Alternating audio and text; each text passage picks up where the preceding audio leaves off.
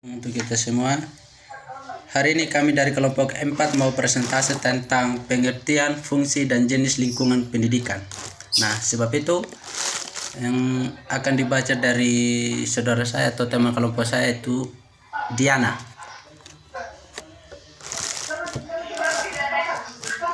Ayo Diana. Selamat siang untuk kita semua. Saya Diana Magdalena Naba akan membaca materi dari kelompok kami mengenai pengertian, fungsi, dan jenis lingkungan pendidikan. Pendidikan merupakan salah satu proses seseorang dapat bertumbuh dan berkembang di lingkungan masyarakatnya. Yang pertama, pengertian lingkungan pendidikan. Lingkungan pendidikan dapat diartikan sebagai berbagai lingkungan tempat berlangsungnya proses pendidikan lingkungan sosial. Pengertian menurut para ahli. Yang pertama, dari Ki Hajar Dewantara. Beliau mengatakan lingkungan pendidikan merupakan permintaan dalam kehidupan anak-anak.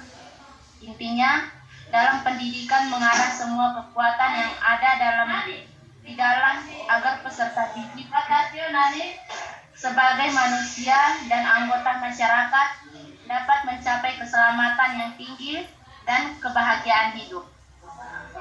Yang kedua, dari Swetjijo Nutoatmojo.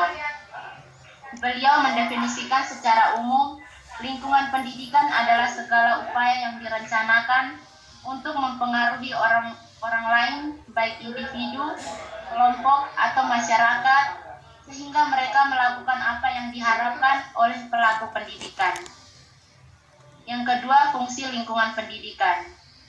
Fungsi lingkungan pendidikan dalam individu dan kelompoknya antara lain: yang pertama, fungsi untuk mengajar, berhubungan dan menyesuaikan diri dengan orang lain. Yang kedua, fungsi untuk memperkenalkan kehidupan masyarakat yang lebih luas. Yang ketiga, fungsi untuk menguatkan sebagian dari nilai-nilai yang berlaku dalam kehidupan masyarakat orang dewasa. Yang keempat, fungsi untuk memberikan kepada anggota-anggotanya cara untuk membebaskan diri dari pengaruh kekuatan otoritas. Yang kelima, fungsi untuk memberikan pengalaman untuk mengadakan hubungan yang didasarkan pada prinsip persamaan hak. Yang keenam, fungsi untuk memberikan pengetahuan yang tidak bisa diberikan oleh keluarga secara memuaskan atau pengetahuan mengenai cita rasa, berpakaian, musik, jenis tingkah laku tertentu, dan lain-lain. Yang ketujuh, fungsi untuk memperluas cakrawala pengalaman anak sehingga ia menjadi orang yang lebih kompleks. Yang ketiga, jenis-jenis lingkungan pendidikan. Yang pertama adalah keluarga. Keluarga merupakan pengelompokan primer yang terdiri dari sejumlah kecil orang karena hubungan saudara. Keluarga itu dapat berbentuk keluarga inti, yaitu ayah, ibu, dan anak. Dengan kata lain, tumbuh kembang anak dipengaruhi oleh keseluruhan situasi dan kondisi keluarganya. Keluarga merupakan lembaga pendidikan tertua bersifat informal yang pertama dan utama dialami oleh anak, serta lembaga pendidikan yang bersifat kodrati. Orang tua bertanggung jawab memelihara, merawat, melindungi, dan mendidik anak agar tumbuh di samping hubungan ibu dan anak. Komposisi keluarga juga mempunyai pengaruh terhadap perkembangan, utamanya proses sosialisasi. Yang kedua, sekolah.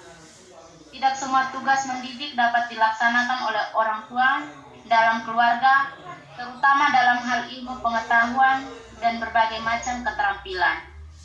Oleh karena itu, dikirimkan anak ke sekolah. Sekolah merupakan sarana yang secara sengaja dirancang untuk melaksanakan pendidikan semakin maju. Suatu masyarakat semakin penting peran sekolah dalam mempersiapkan generasi muda sebelum masuk dalam proses pembangunan masyarakat. Yang ketiga, masyarakat. Lembaga pendidikan yang diselenggarakan oleh masyarakat adalah salah satu unsur pelaksana asas pendidikan seumur hidup. Pendidikan yang diberikan di lingkungan keluarga dan sekolah sangat terbatas, dan di masyarakatlah orang akan meneruskan hingga akhir hidupnya. Terima kasih.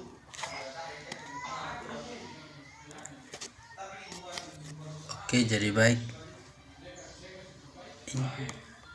Oke, sekian dari kami kelompok 4. Ini terima kasih, salam, selamat siang.